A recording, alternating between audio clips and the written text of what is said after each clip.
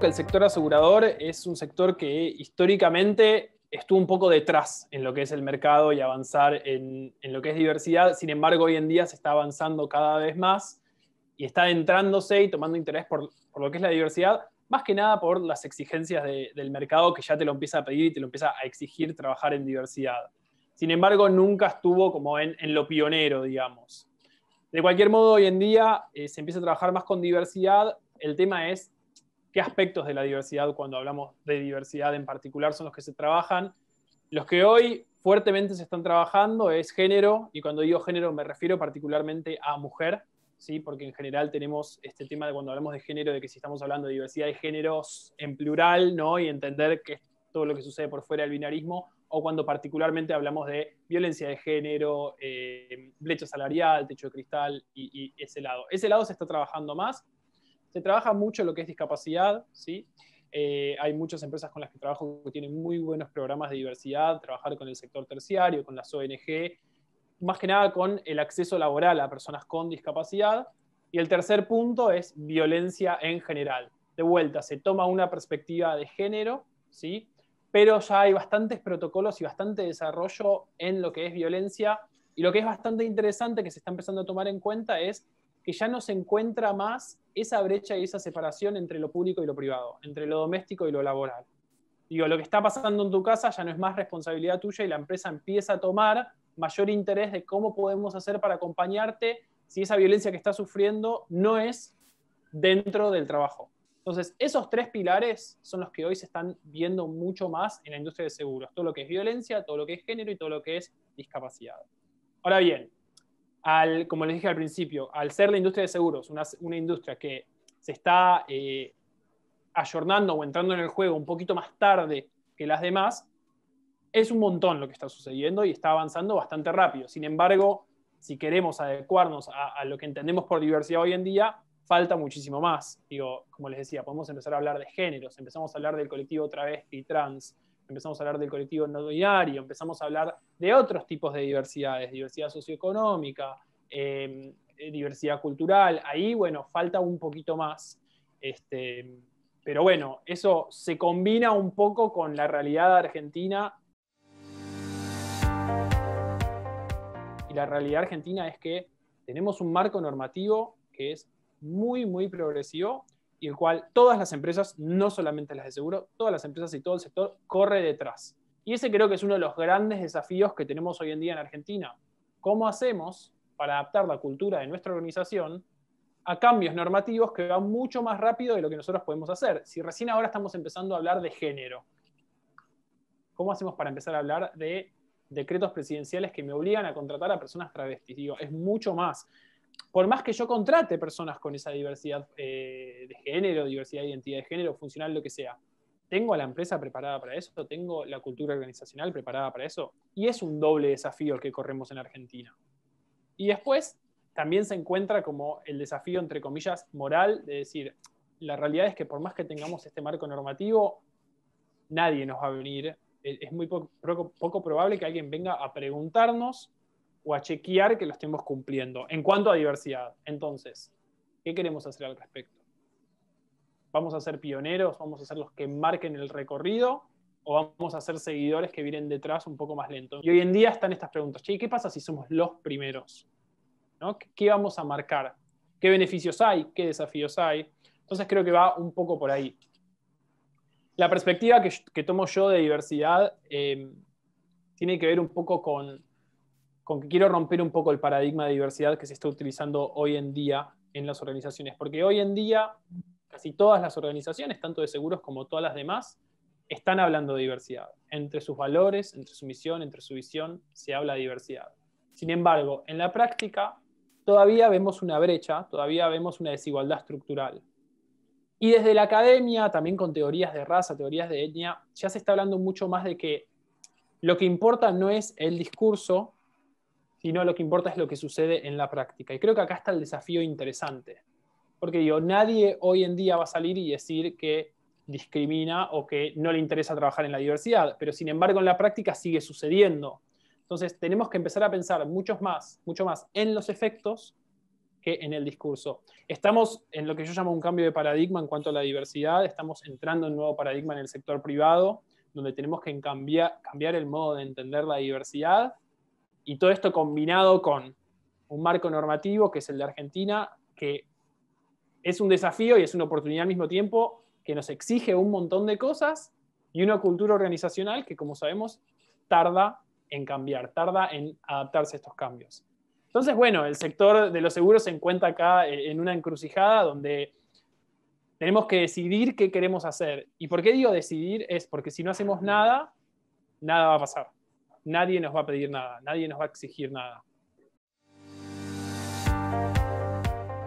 Si nosotros hacemos un análisis de la industria en general, del sector privado en general, hay 3 paradigmas en entender y comprender la diversidad.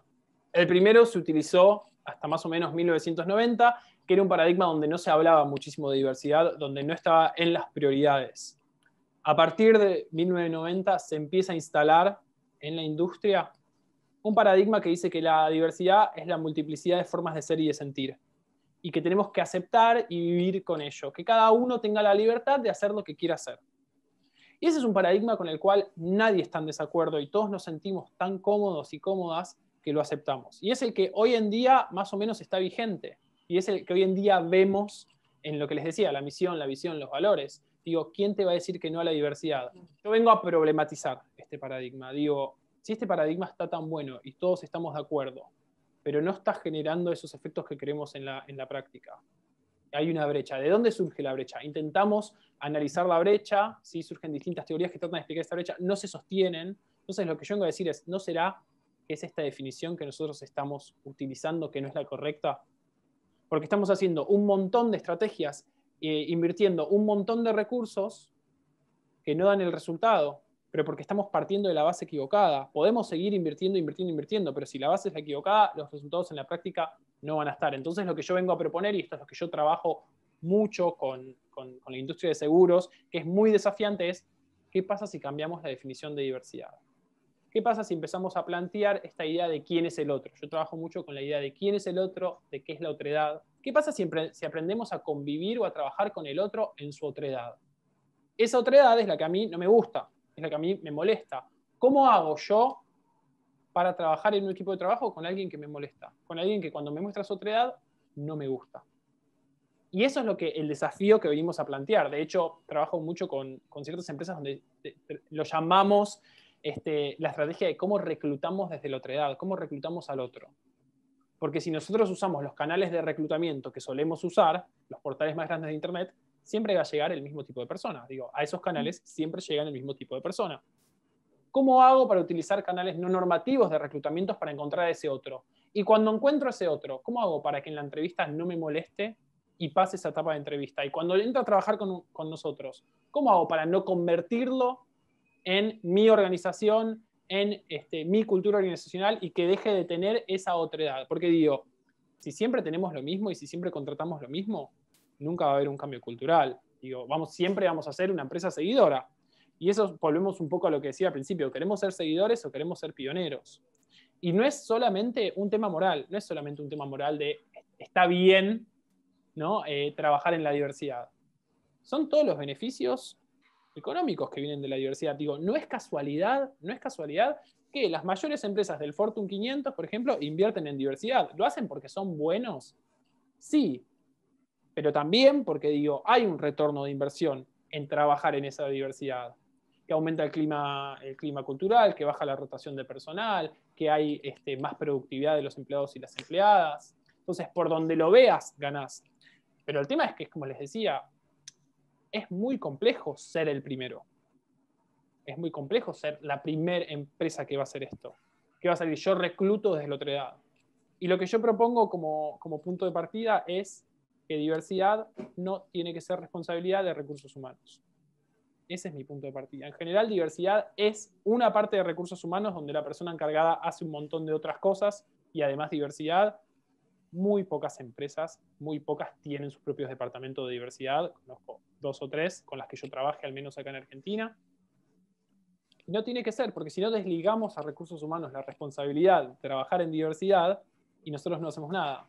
Cuando la verdadera diversidad se vive en mi equipo de trabajo, donde yo como líder estoy marcando esa subcultura.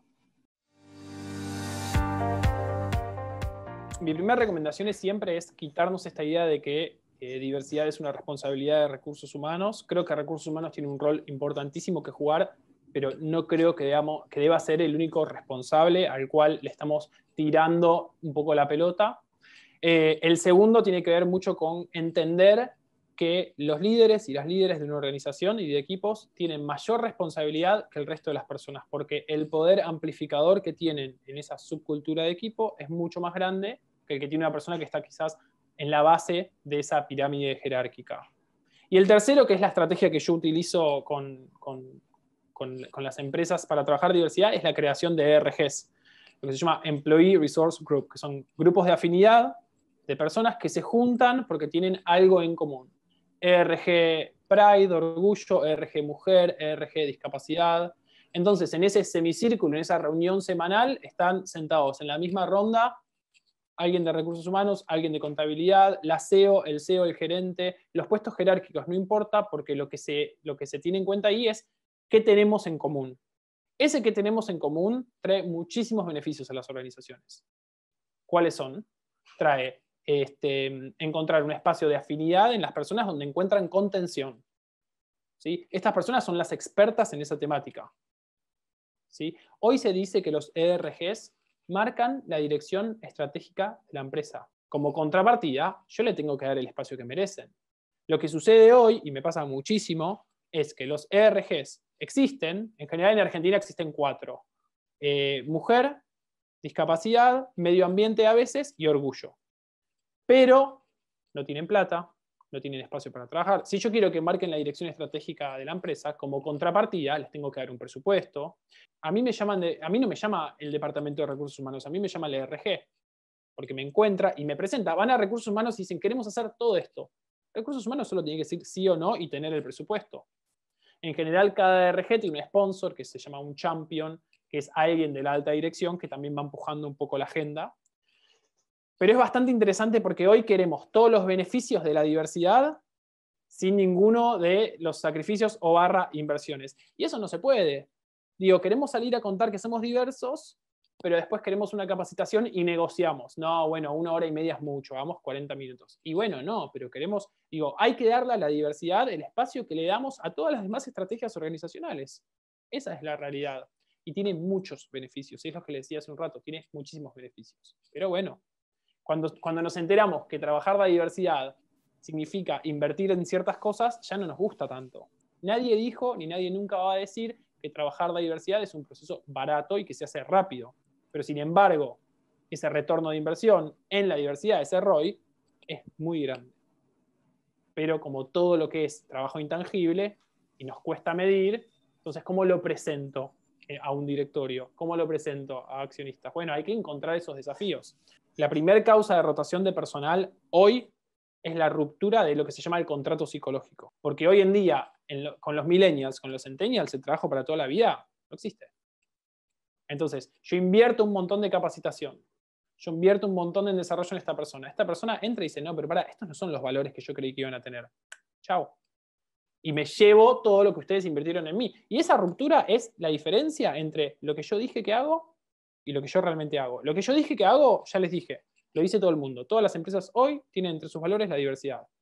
Lo que importa es lo que sucede adentro. Y lo que sucede adentro es todo lo que veníamos hablando. La aplicación depende de todos y todas las personas. Y en general me pasa muchísimo un taller de diversidad de 2 horas, viene toda la organización, los líderes no vienen porque tienen algo más importante. Y bueno, ¿y cómo vamos a hacer?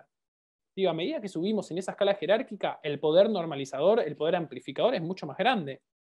Entonces, es un desafío. Me pasó ayer en un taller, me dicen, claro, estamos todas las personas, no están los líderes. ¿Cómo hacemos para que estén los líderes? No, es que tenían una reunión de accionistas, de directores, y bueno, nunca es tan importante la diversidad. Entonces, a mí me parece mucho más interesante aceptar que no queremos trabajar la diversidad, por ejemplo, y listo, que intentar trabajar la diversidad, pero no ponerle o darle el espacio que merece.